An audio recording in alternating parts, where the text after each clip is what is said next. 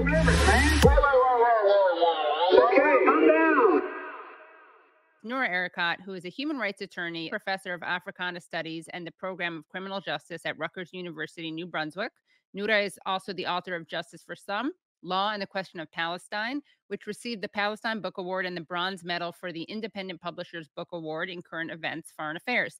She's co-founding editor of Jadaliyya and an editorial board member of the Journal of Palestine Studies, as well as Human Geography. So, Noura, welcome to the show. Thanks for having me, Katie. Of Nice to be course. back. Thank you. Although I wish we were talking about something else. Right. Mm. Yeah, it would be nice if we weren't still talking about an ongoing genocide, but here we are. And actually, I want to ask you about some relatively breaking news. I'm Mhm. reading at the AP. U.S. charges Hamas leader, other militants in connection with October 7th massacre in Israel. The Justice Department announced criminal charges Tuesday against Hamas leader Yahya Sinwar and other senior militants in connection with the October 7th 2023 rampage in Israel, marking the first effort by American law enforcement to formally call out the masterminds of the attack. So, what are your thoughts on this, Noura, as a human rights attorney?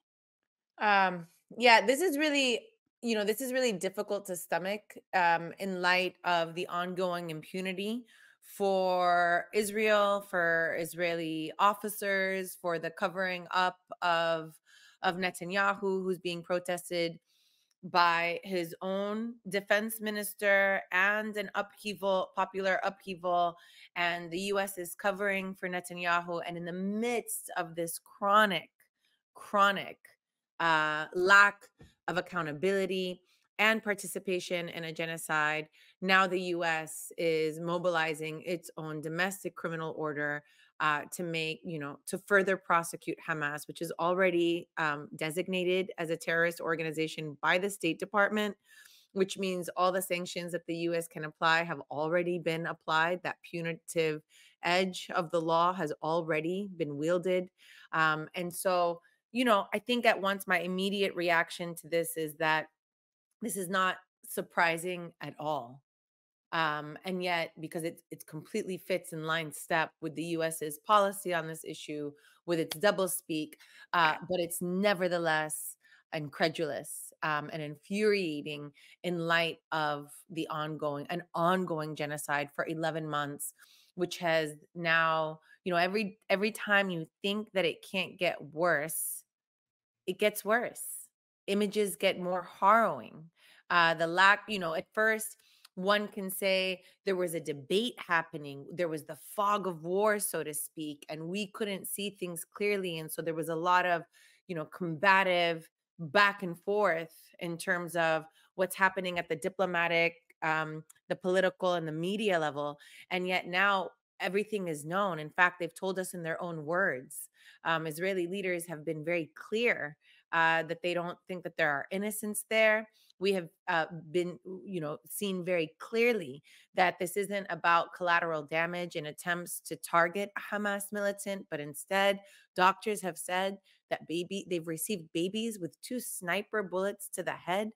We have discovered mass graves with Palestinian patients and doctors whose hands have been zip tied. We have seen with our own eyes video footage of sexual assault and gang rape of Palestinians in detention. We have heard from Israel itself backtrack on nearly all of the allegations that they made about beheaded babies, about women who were disemboweled in the moment of the attack. We've understood that the attack has happened by Israeli officers themselves, who have ordered the attack on their Israeli civilians because of the Hannibal Doctrine, which basically stipulates that in order to avoid another incident of a captured soldier, as was the case with Shalit, that it would be better to altogether kill the captive and everybody around them. We have that evidence too. They have told us, right? And so it's now we're at this point and at this juncture where not only do we know all this, I mean, it's hard for me to put into words, like, who are they lying to? Who are they lying to? And is there anybody actually being lied to? Or is it that there's just a collusion across the board of those who are ardent, Zionists who support Israel, together with, powers that be who are benefiting either from profits that are coming from an ongoing war, right? Thinking about our military industrial complex, about the largest weapons manufacturers who benefit from logistics as well as from sales, as well as from reconstruction. I mean, they're winning all around as long as this continues. And so it leaves one to really, be vexed at this point, that are what are they asking us to do? How are we supposed to respond in this moment if it's so transparent and so obvious? What Right. political process are we supposed to participate in, if any, in order to redress these atrocities? I mean, mass atrocities of genocide, of a colonial genocide on a scale we have never witnessed in real time before. Right. And you and I spoke very briefly before we went live, and you mentioned the double standard, for instance, in the fact that the U.S. isn't doing anything about the Netza Yehuda battalion, even though they said that they were going to, despite the fact that these people killed a Palestinian American, and they can't do the slightest. I, the feeling, if one has, I guess, the gall, right, to talk about their feelings, like as in this moment, um, the feeling is we keep getting reminded, especially as Palestinians, by state and society, that they do not believe we are human. Full stop. I mean, full stop. They just do not believe we are human. Had they believed we are human, obviously there would be some sort of empathy for 15,000 babies killed, right? There would be, a modicum of that for now 40,000 Palestinians killed. There would be a modicum of that empathy, but they're going even beyond that when they're making clear that everything that we've seen with our eyes, right?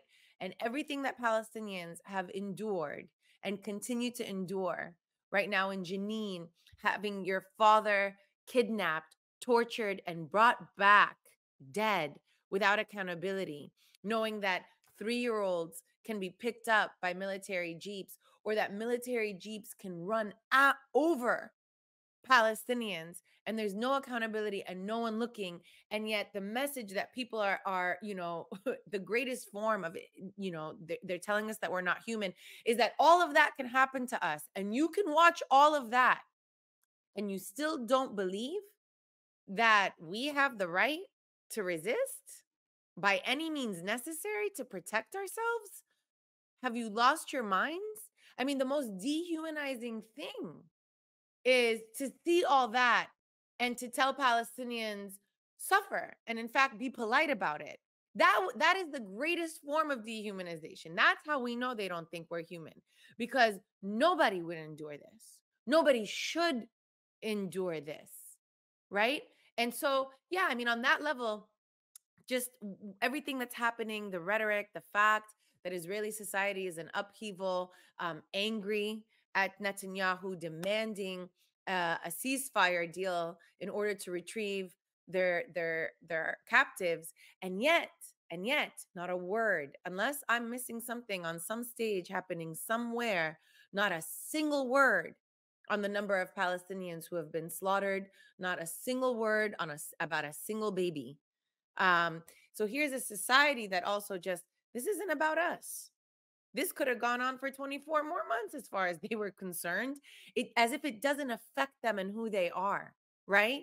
Um, and then to see, the highest levels of government then come out expressing empathy for those who are killed in a way that just makes it even more stark that you haven't said anything. I mean, on 100 days, Biden did the same thing when 10,000 babies had been killed.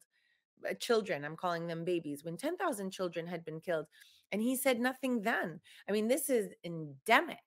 This is endemic. So obviously, yes. And then just to think about the application of US law just a comment on that. Yes, obviously, the Netzach Yehuda Brigade, which is the lowest hanging fruit in order to apply the Leahy law, right? Which basically stipulates there's a number of US laws that condition the provision of US military support, weapons, assistance, intelligence, and so on the fact that the belligerent recipient or the state or whatever recipient is receiving them is complying with certain laws, including laws of war, basic laws of war, the ones that are not contentious, and US law, right? And yet in that instance, and that battalion, which is notorious, killed a 78-year-old Palestinian American who was visiting. And yet they didn't take that opportunity. Forget mobilizing your federal prosecutors over here. I mean, you could have applied the Leahy law, and they said it and then took it back because of pressure that somehow they're just gonna walk in lockstep. But even, I mean, think about before that. If you remember, in 2014, after the burning alive of Muhammad Khdir in a forest, okay, this is still seared in our minds, right? Where does this amount of violence go, right? Tariq Khdir, his relative, is beat up by Israeli officers, like comes back face bruised up. No accountability for Tariq. Shireen Abu Akleh is an American citizen, a journalist, emblazoned with a journalist press vest, right? Who was sniped in the early mornings in Jenin beneath her helmet and her ear, where her ear was exposed. It was obviously deliberate. Nothing. There are Palestinian Americans who are not evacuated in Gaza, who have been harmed. I mean, it's just really, it feels like a loss. I feel stupid, frankly, to be putting this into words when, as far as I'm concerned, the situation is screaming for itself. It's not speaking for itself, it's screaming for itself.